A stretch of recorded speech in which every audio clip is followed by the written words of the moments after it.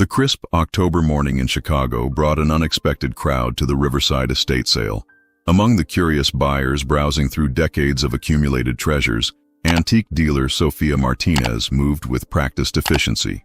Her trained eye quickly separated valuable pieces from mere clutter as she navigated through the sprawling Tudor-style mansion. The Williamson family had lived in this house for nearly a century before the last heir, elderly Margaret Williamson, passed away without children.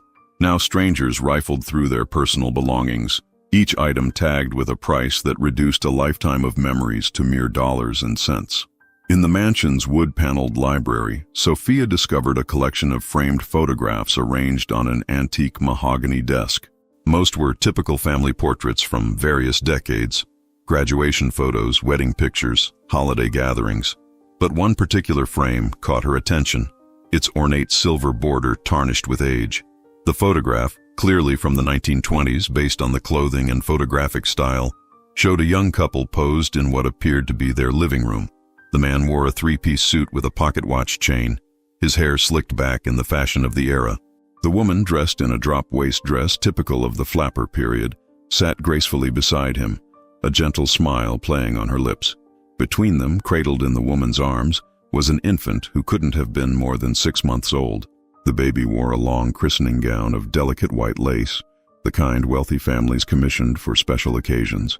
At first glance, the portrait embodied the prosperity and happiness of the Roaring Twenties. A successful couple with their precious child, posed in their comfortable home. The lighting was professional, suggesting this was a formal portrait session rather than a casual family snapshot. But as Sophia examined the photograph more closely, something about the baby's expression made her pause. While the parents smiled warmly at the camera, radiating contentment and pride, the infant's eyes held something entirely different. Even at such a young age, there was an unmistakable intensity in that tiny face. Not the blank, innocent gaze typical of babies, but something that seemed almost aware, almost fearful. Sophia purchased the photograph for $25, unable to shake the feeling that those small eyes were trying to tell her something important. Back in her antique shop in Lincoln Park, Sophia carefully removed the photograph from its frame to examine it more thoroughly. Her years of experience had taught her that the most valuable information about old photographs often lay hidden on the back. Photographers' stamps, dates, names, or notes that provided crucial context. The back of the photograph revealed exactly what she had hoped to find. An embossed stamp reading Henryk Kowalski Photography Studio, Chicago, Illinois, along with a date written in elegant script, October 15, 1920. Below that, in different handwriting, were 3 names: Robert, Catherine, and baby Thomas Williamson. Sophia's pulse quickened. She recognized the Kowalski name. Henryk Kowalski had been one of Chicago's most prestigious portrait photographers during the 1920s, known for capturing the wealthy elite of the city. His work was highly sought after by collectors, but more importantly, Kowalski had been famous for his meticulous record-keeping. If his studio archives still existed, they might contain valuable information about this particular session. She spent the next 2 hours searching online databases and historical records. What she discovered made the photograph even more intriguing. Robert Williamson had been a successful banker in 1920, part of Chicago's financial elite. Catherine Williamson, née Hartford, came from old money. Her family had made their fortune in railroad investments during the late 1800s. But it was information about baby Thomas that stopped Sophia cold. According to a Chicago Tribune obituary she found in the newspaper archives, Thomas Williamson had died in November 1920, just 1 month after this photograph was taken. The cause of death was listed as sudden infant death syndrome, though the medical understanding of SIDS in 1920 was primitive at best. Sophia stared at the photograph again, focusing on the baby's eyes. Now that she knew Thomas would be dead within weeks of this portrait being taken, his expression seemed even more haunting. Was it possible that somehow, in that mysterious way that sometimes occurred with old photographs, the camera had captured something that the human eye couldn't see? She reached for her phone to call Dr. Elizabeth Chen, a photography historian at Northwestern University who specialized in early 20th century portraiture. If anyone could help her understand the technical aspects of what she was seeing, it would be Dr. Chen. "I have a 1920 Kowalski portrait that's unusual," Sophia explained. "The baby's expression doesn't match the parents' mood at all. It's almost as if the child is seeing something the adults can't. Bring it in tomorrow morning, Dr. Chen replied, her voice immediately interested. Kowalski was known for capturing things other photographers missed. His portraits often revealed more than his subjects intended to show. Dr. Elizabeth Chen's office at Northwestern University resembled a museum of photographic history. Vintage cameras from different eras lined the shelves, and the walls displayed examples of significant portrait photography spanning nearly 2 centuries. When Sophia arrived the following morning, Dr. Chen was already preparing her examination equipment. Henryk Kowalski, Dr. Chen mused as she carefully placed the photograph under her specialized lighting. He was an interesting figure in Chicago's photography scene. Emigrated from Poland in 1910, built a reputation for portraits that seemed to capture people's inner essence rather than just their appearance. Through her magnifying equipment, Dr. Chen studied every detail of the image.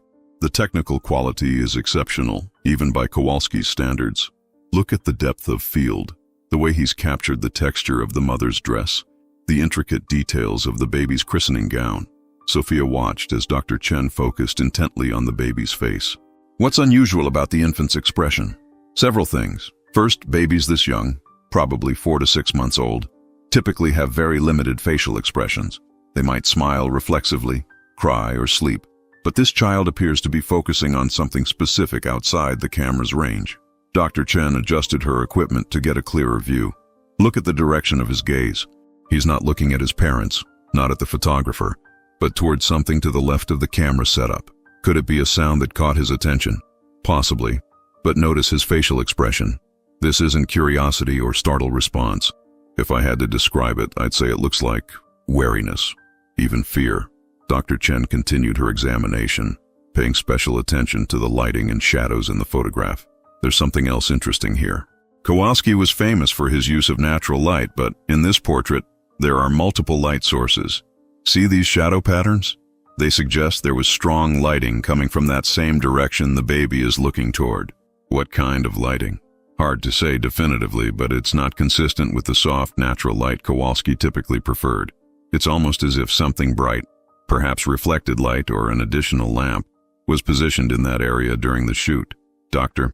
Chen leaned back in her chair, removing her glasses in a gesture Sophia was beginning to recognize as significant. Sophia, in my experience, when babies this young show such a specific focused expression, they're usually reacting to something immediate in their environment. The question is, what was in that room that we can't see in the photograph? The baby died a month later, Sophia revealed quietly. Sudden infant death syndrome, according to the records. Dr. Chen's expression grew more serious. That changes things. In 1920, SIDS wasn't well understood, and many infant deaths that might have had other causes were attributed to it. Combined with this child's expression, she paused, studying the photograph again. I think we need to research this family more thoroughly. Sophia spent the following days immersed in research at the Chicago History Museum. The Williamson family records painted a picture of typical wealthy Chicagoans of the 1920s. Charity events, business dealings, society page mentions. But as she dug deeper into newspaper archives and public records, a more complex story began to emerge. Robert Williamson, she discovered, had not been merely a banker. He had been involved in several controversial financial deals during 1919 and 1920, including investments that were later investigated for fraud. While never formally charged, his name had appeared in connection with schemes that had cost several families their life savings. More troubling were the personal details she uncovered. Catherine Williamson had been hospitalized twice during 1920 for what the medical records euphemistically called nervous exhaustion, a common diagnosis for women suffering from what would now be recognized as severe depression or anxiety. But it was a small item in the Chicago Tribune Society section from November 1920 that made Sophia's blood run cold. Following the tragic loss of their infant son Thomas, Mr. and Mrs. Robert Williamson have announced their intention to travel abroad indefinitely. Mrs. Williamson's physician has recommended a change of climate for her health. Sophia found more clues in the Cook County property records. The Williamsons had sold their house on North Lake Shore Drive in December 1920, just 2 months after the portrait was taken and 1 month after baby Thomas's death. The sale was handled quickly and quietly, with the house selling for significantly less than its assessed value. At the Chicago Public Library's genealogy section, Sophia discovered something even more disturbing. Thomas Williamson had not been the couple's first child to die young. Catherine had given birth to a daughter, Mary, in 1918. According to the death certificate, Mary had died at 8 months old, also attributed to sudden infant death syndrome. 2 babies, both dead before their first birthdays, both deaths attributed to the same mysterious cause that doctors in 1920 barely understood. Sophia stared at the photograph again, focusing on baby Thomas's worried expression. Had this child somehow sensed that he was in danger? Her research led her to one more crucial discovery. The Williamsons' house on North Lakeshore Drive was still standing. It had been converted into luxury condominiums in the 1980s, but the building's original structure remained largely intact. The current owner of what had been the Williamsons' unit was Dr. Amanda Foster, a pediatrician who had purchased the condo specifically because of its historical significance. Sophia called Dr. Foster, explaining her research into the photograph and the Williamson family's tragic history. "I'd love to see where this portrait was taken," Sophia said. "Sometimes seeing the actual space can provide clues about what was happening when a photograph was made." "Of course," Dr. Foster replied, "though I should warn you, there are some unusual things about this apartment that might interest you, given what you're investigating." Amanda Foster's condominium occupied the entire 3rd floor of the elegant limestone building on North Lake Shore Drive. As she led Sophia through the renovated space, it was easy to imagine how it had looked in 1920. Spacious rooms with high ceilings, large windows overlooking Lake Michigan, the kind of home that proclaimed its owner's success and social standing. "The living room where your photograph was likely taken is through here," Dr. Foster said, guiding Sophia into a beautifully appointed room with original hardwood floors and restored crown molding. "I've tried to maintain the historical character while updating it for modern living." Sophia pulled out the photograph, comparing it to the current space. Despite the modern furniture and updated lighting, she could recognize the room's basic structure, the placement of windows, the architectural details, even the general positioning where the Williamsons would have posed for their portrait. "When I bought this place 15 years ago, I researched its history," Dr. Foster continued. "The Williamson story was part of what drew me to it, actually. As a pediatrician, I was intrigued by the mystery of their children's deaths." "Mystery?" Dr. Foster gestured for Sophia to sit down, her expression growing serious. "I've seen thousands of cases of infant mortality in my career, and while SIDS does occur, 2 cases in the same family within 2 years is extremely unusual. Modern medicine would have investigated much more thoroughly." She walked to a bookshelf and retrieved a folder. "After I moved in, I found some things the previous owners had left behind. Documents, photographs, even some personal items that had been stored in the basement for decades." Sophia's heart raced as Dr. Foster opened the folder. Inside were several items that clearly dated to the Williamson era: household bills, personal correspondence, and, most remarkably, a letter from Catherine Williamson to her sister, dated November 20th, 1920, just 5 days after baby Thomas's death. "May I?" Sophia asked, reaching for the letter. The handwriting was shaky, clearly written by someone under extreme emotional distress. "Dearest Margaret, I cannot bear to stay in this house another day. Thomas is gone, just like Mary, and I know in my heart that Robert—" I cannot write the words, but you know what I suspect. "The doctor says it was the same condition that took Mary, but I have seen how Robert looks at the children when he thinks no one is watching. There is something cold in his eyes, something that frightens me. I found the bottle of laudanum hidden in his study, far more than any person would need for occasional pain. And the night Thomas died, Robert had been alone with him for over an hour before calling for help. When I touched my baby's skin, it was so cold, Margaret, so very cold." Sophia's hands trembled as she finished reading. She looked up at Dr. Foster, who nodded grimly. "There's more," Dr. Foster said quietly. "I think you should see the room that was the nursery." Dr. Foster led Sophia down a hallway to what had been converted into her home office. "This was the nursery in 1920.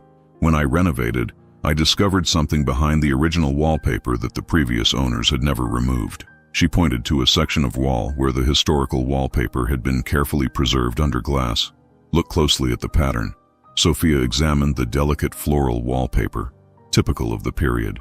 But as she studied it more carefully, she noticed something unusual. In several places, the pattern was interrupted by small dark stains that looked almost like fingerprints, Dr. Foster confirmed. Tiny fingerprints, pressed into the wallpaper at about the height where a crib would have been placed. And they're not alone. She led Sophia to another section of the preserved wallpaper where the stains were different, larger, more irregular. These tested positive for laudanum when I had them analyzed out of curiosity. Sophia stared at the evidence, her mind reeling. You think Robert Williamson was drugging his children? I think Robert Williamson was systematically poisoning his children with laudanum, and Catherine suspected it but couldn't prove it. Laudanum was readily available in 1920, often used for everything from headaches to insomnia. A banker like Robert would have had easy access to it, and the symptoms of laudanum poisoning in infants could easily be mistaken for SIDS. Dr. Foster walked to her desk and retrieved another document.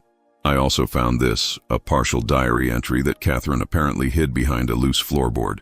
The diary entry, written in Catherine's increasingly desperate handwriting, painted a horrifying picture. October 10th, 1920. Thomas has been so listless lately, sleeping far more than a healthy baby should. When I mentioned this to Robert, he became angry, saying I was being an overprotective mother just as I had been with Mary. But I watch him when he thinks I'm not looking.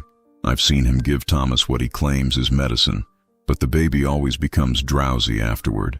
I found the small brown bottle in Robert's study again, the same type that was there when Mary was sick. He says it's for his back pain, but I've never seen him take any. And there are marks on the bottles, tiny scratches that look like someone has been measuring doses. Tonight, I'm going to watch more carefully. I'm going to protect Thomas, even if it means... The entry ended abruptly, the handwriting trailing off as if Catherine had been interrupted. Sophia looked back at the photograph, understanding now why baby Thomas's eyes held such wariness. He was looking at his father during the portrait session. That would be my assessment, Dr. Foster agreed. Babies that young are incredibly sensitive to danger. If Robert Williamson had been systematically poisoning Thomas, the child would have learned to associate his father's presence with feeling sick, with pain. That expression in the photograph isn't random. It's a baby's instinctive recognition of threat. Armed with this new understanding, Sophia returned to her research with renewed urgency. She needed to find Henryk Kowalski's studio records, hoping they might contain additional details about the portrait session that could confirm their suspicions.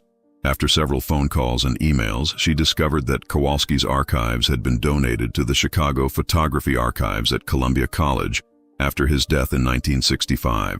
The archivist, Dr. Marcus Webb, agreed to meet with Sophia to examine any records related to the Williamson portrait. Kowalski was incredibly detailed in his record-keeping, Dr. Webb explained as they descended into the climate-controlled basement where the archives were stored.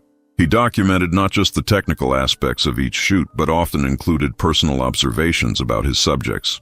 They located the 1920 ledger, and Dr. Webb carefully turned to the October entries. There, in Kowalski's precise handwriting, was the entry for October 15, 1920.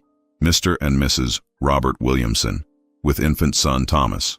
Commission, formal family portrait for holiday cards. Payment, $50 in advance. Technical notes, natural lighting from east windows, supplemented with reflector. Mrs. Williamson very nervous throughout session, frequently checking on baby. Mr. Williamson impatient, wanted to complete session quickly. Personal observations, unusual family dynamic.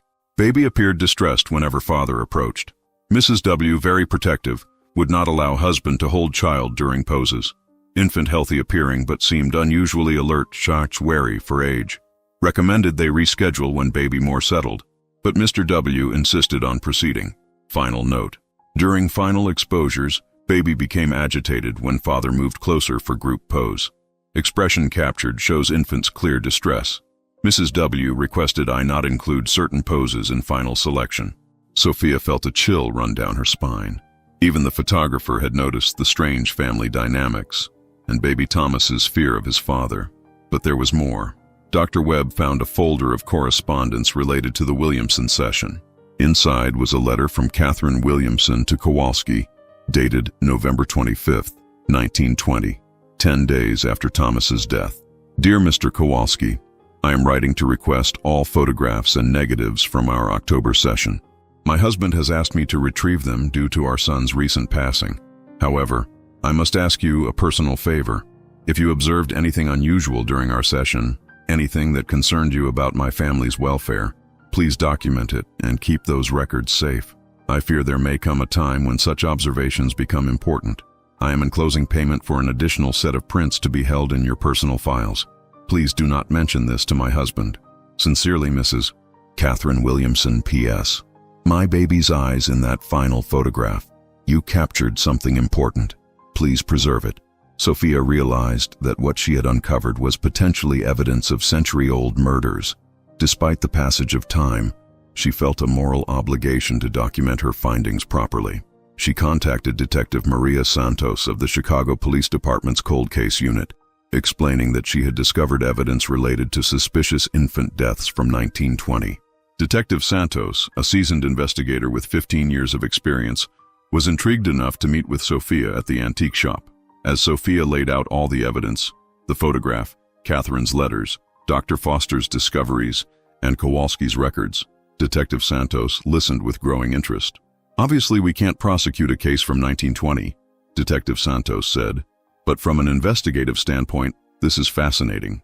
The pattern you've identified is consistent with what we now know about family annihilators, people who systematically kill family members, often for financial reasons. She studied the photograph carefully. Infanticide cases from that era were rarely investigated thoroughly, especially when the perpetrator was a wealthy, respected member of the community, and laudanum poisoning would have been almost impossible to detect with 1920s medical knowledge. Detective Santos pulled out her laptop and began searching modern databases. Let me see what I can find about Robert Williamson's later life. After several minutes of searching, she found records that made the case even more compelling. Robert Williamson remarried in 1925 to a wealthy widow named Helen Morrison. She had 2 young children from her previous marriage, a son and a daughter. Sophia's heart sank, sensing what was coming next. Both children died within 2 years of the marriage. The son in 1926, age 6, attributed to pneumonia. The daughter in 1927, age 4, from what was called wasting sickness. Helen Morrison Williamson died in 1928, apparently from grief and declining health. He did it again, Sophia whispered. It certainly appears that way. By 1930, Robert Williamson had inherited substantial wealth from his second wife and had moved to California, where he lived comfortably until his death in 1954. Never remarried, no more children. Detective Santos closed her laptop. What you've uncovered here is evidence of a serial killer who used his social position and the medical limitations of his era to murder multiple family members, probably for financial gain. Robert Williamson eliminated his own children and stepchildren and likely contributed to his wife's deaths through psychological abuse. She looked at the photograph again, focusing on baby Thomas's fearful expression. This child knew he was in danger. Somehow, that camera captured his recognition of a threat that the adults around him either couldn't see or chose to ignore. As word of Sophia's discovery spread through academic and historical circles, she received an unexpected phone call from Dr. Patricia Williamson, a retired psychiatrist living in Portland, Oregon. Dr. Williamson explained that she was the great-great-niece of Catherine Williamson and had been researching her family's history for years. I've been trying to understand what happened to Catherine after she left Chicago in 1920, Dr. Williamson said. Your research may have finally provided the answers I've been looking for. They arranged to meet when Dr. Williamson flew to Chicago the following week. She brought with her a collection of family documents that had been passed down through Catherine's sister's family, items that Catherine had sent to her sister Margaret over the years. The most significant discovery was Catherine's complete diary, which she had apparently mailed to Margaret in pieces between 1920 and 1925.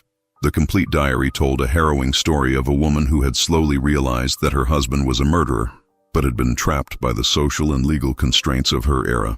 The entry for October 15, 1920, the day of the portrait session, was particularly revealing. Today we had our photograph taken. I insisted that Thomas be included, though Robert was reluctant. He said the baby would spoil the formal nature of the portrait, but I wanted a record of our family while Thomas is still with us. I have such fears about his health lately. During the session, I watched Robert's face when he looked at Thomas. The same expression I remember from when Mary was sick, a kind of cold calculation, as if he were studying a problem to be solved rather than looking at his own child. The photographer, Mr. Kowalski, was very kind and patient. He seemed to notice that Thomas became upset whenever Robert came near. When I asked him to take several poses with just Thomas and myself, Robert became angry, but Mr. Kowalski supported my request. I pray that Thomas will grow stronger. But I fear that Robert sees our children as obstacles to something he wants more. I found papers in his study related to life insurance policies, and there are financial documents I don't understand. Sometimes I catch him looking at me with the same cold expression he gives the children. The diary continued through the weeks following Thomas's death, documenting Catherine's growing certainty that Robert had murdered their son. November 20th, 1920.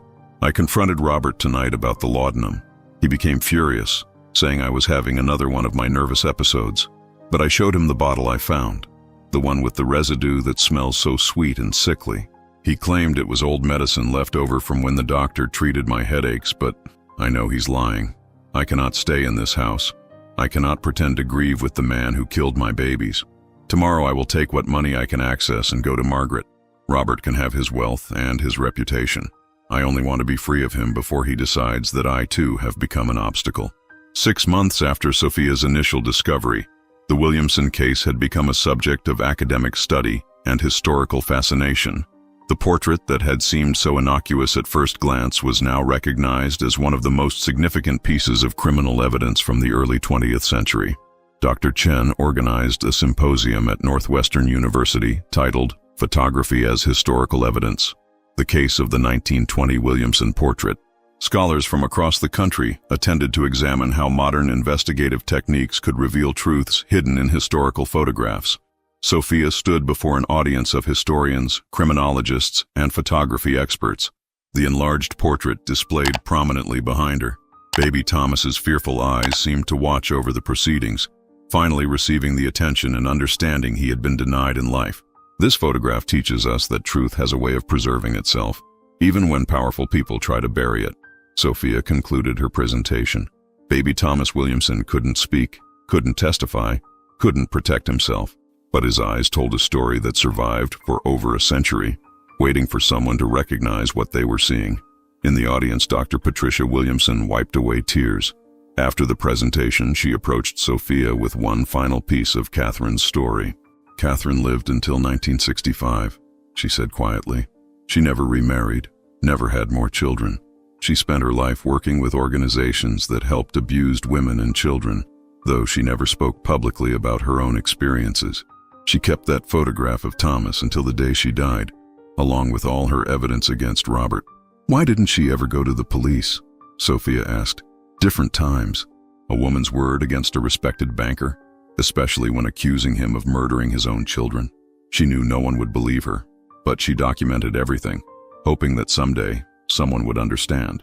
Dr. Patricia Williamson handed Sophia a final envelope, Catherine's last letter, written just before she died. She asked that it be opened only if someone ever discovered the truth about her children. With trembling hands, Sophia opened the envelope and read Catherine's final words. To whoever finds this truth, my babies were murdered by their father, Robert Williamson, and I was powerless to save them. I have carried this secret for 45 years, hoping that someday justice would find a way. If you are reading this, then Thomas's eyes finally spoke their truth. Please remember that he was loved, that he was innocent, and that his brief life mattered. Please remember that evil sometimes wears a respectable face, but truth has a way of surviving even the most powerful lies. Thank you for seeing what I saw in that photograph. Thank you for listening to my baby's silent testimony. May this knowledge help protect other children from suffering as mine did. As the symposium ended and people began to leave, Sophia remained seated, looking up at the enlarged portrait. Baby Thomas's eyes, no longer mysterious, had finally told their story. The photograph that had once shown a happy family now stood as a testament to the power of truth and the importance of believing those who cannot speak for themselves. The portrait found its permanent home in the Chicago History Museum, displayed with the full story of the Williamson family tragedy. Visitors often remarked on the baby's unusual expression, and now, finally, they could understand what those young eyes had been trying to say all along.